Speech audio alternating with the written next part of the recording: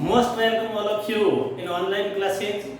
Students, आज हम tense सीखेंगे और ये जो आज टेंस मैं जिस प्रकार से करवा रहा हूँ, ये टेंस कक्षा तीसरी से लेकर आगे किसी भी लेवल तक जिसको कुछ भी टेंस में नहीं आता है वो भी टेंस इसके माध्यम से सीख सकते हैं। ये बहुत ही शॉर्ट वीडियो है और अगर आप इसको एक पन्ने पे भी बनाना चाहते हैं तो पूरा पन्ने पे बना करके भी आप याद कर सकते हैं।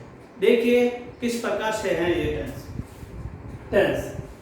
टेंस के तीन भाग हैं, प्रेजेंट टेंस, पास्ट टेंस और फ्यूचर टेंस, और प्रत्येक टेंस के चार उपभाग हैं। Present simple, present continue, present perfect और present perfect continuous. Past simple, past continuous, past perfect और past perfect continuous. Future simple, future continuous, future perfect और फ्यूचर परफेक्ट कंटिन्यूअस।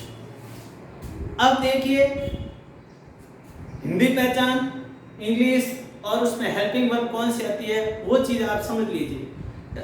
प्रत्येक टेंस में आपको तीन चीज़ों का ध्यान रखना। पहली चीज़ तो हिंदी पहचान क्या है, दूसरी चीज़ उसमें क्रिया का रूप किस प्रकार से आएगा, और तीसरी चीज़ उसमें हेल्पिंग वर्ब कौन सी और कौन सी हेल्पिंग वर्ब किसके साथ लगती है। ये चीज़ तैयार कर लो और आपके टेंस बिल्कुल तैयार है।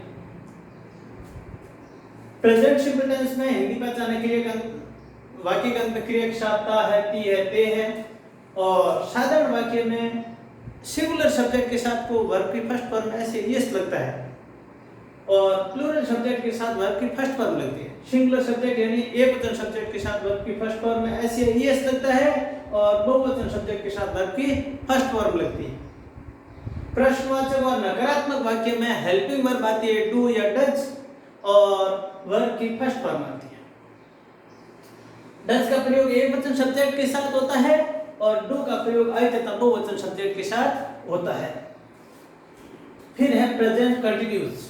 प्रेजेंट कंटिन्यूअस टेंस में हिंदी पहचान है रहा है, रही है, रहे हैं।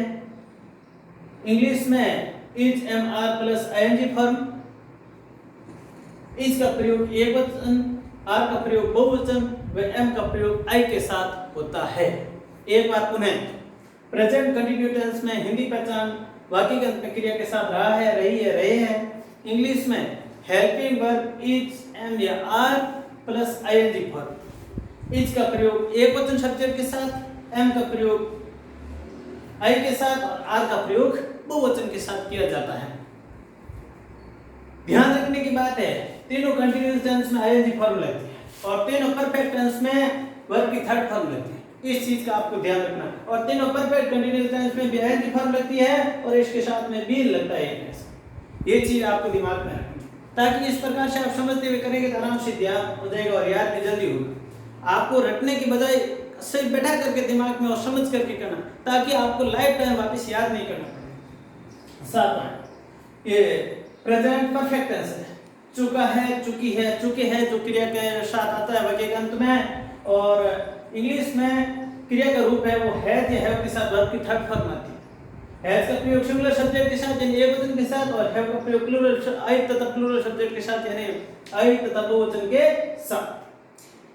प्रेजेंट परफेक्ट कंटीन्यूअस टेंस, इसमें हिंदी पहचान वाक्य के अंत में क्रिया के साथ रहा है, रही है, रहे हैं तथा इसमें समय दिया होता है। समय कैसा दिया होता है कि कार्य किस समय शुरू हुआ या कार्य कितने समय से जारी है, ये चीज दी हुई होती है। और वो होता है इंग्लिश में has, have plus been plus ING form.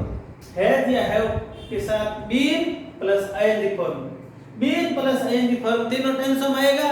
और इसमें प्रेजेंट परफेक्ट कंटीन्यूअस टेंस में हेल्पिंग वर्ब हैज या हैव आएगा, पास्ट परफेक्ट कंटीन्यूअस टेंस में हेल्पिंग वर्ब हैड आता है और फ्यूचर परफेक्ट कंटीन्यूअस टेंस में हेल्पिंग वर्ब शैल या विल के साथ हैव आता है। अब देखिए, इसमें सिंस या फॉर के साथ टाइम दिया होता है। सिंस का प्रयोग पॉइंट ऑफ द टाइम के लिए और फॉर का प्रयोग पीरियड ऑफ द टाइम के लिए किया जाता है। अब देखिए, अपन लौटते हैं पास्ट टेंस की तरफ। पास्ट टेंस में सिंपल पास्ट टेंस सबसे पहले हिंदी पहचान है वाक्य के अंत में क्रिया के साथ था, थी, ते, थे या ये। और साधारण वाक्य में इंग्लिश के अंदर साधारण वाक्य में वर्ब की सेकंड फॉर्म आएगी और प्रश्नवाचक या नकारात्मक वाक्य में हेल्पिंग वर्ब आएगी डिड और वर्ब की फर्स्ट फॉर्म आएगी। इस बात का ध्यान। Present past continuous tense. Past continuous tense में हिंदी पहचान है वाक्य के अंत में क्रिया के साथ रहा था, रही थी, रहे थे। इंग्लिश में was या verb के साथ ing फॉर्मेट। इंग्लिश का जब सेंटेंस होगा तो उसमें क्रिया का रूप है was या verb के साथ ing फॉर्म का प्रयोग होगा। was का प्रयोग सिंगुलर शब्द के साथ यानी एक वचन के साथ, और verb का प्रयोग प्लूरल शब्द के साथ यानी दो वचन के साथ होता है। Past perfect tense. Past perfect tense में हिंदी पहचान है चुका था, चुकी थी, चुके थे, और इंग्लिश में जो क्रिया का रूप है वो है हैड प्लस वर्ब की थर्ड फॉर्म। और इसमें हेल्पिंग वर्ब एक ही है, इसलिए सभी के साथ हैड का प्रयोग ही होगा पास्ट परफेक्ट टेंस में। Past perfect continuous tense Hindi पहचान वाक्य के अंत में क्रिया के साथ रहा था, रही थी, रहे थे, और इसके साथ में समय दिया हो, यानी ये समय दिया हो शब्द में समय दिया हुआ होता है। और इंग्लिश में जो क्रिया का रूप है had plus been plus ing form, और इसमें समय के सिन से फॉर्म के साथ समय दिया हुआ होता है। अब लौटते हैं अपन future perfect tense future tense की तरफ। फ्यूचर टेंस में सबसे पहले सिंपल फ्यूचर टेंस। हिंदी पहचान वाक्य के अंत में क्रिया के साथ गागेगी, और इंग्लिश में सेल या विल के साथ वर्ब की first form. Helping verb shall का प्रयोग आई तथा वी के साथ, और विल का प्रयोग आई तथा वी को छोड़ करके अन्य सभी के साथ विल का प्रयोग होता है। Future continuous tense.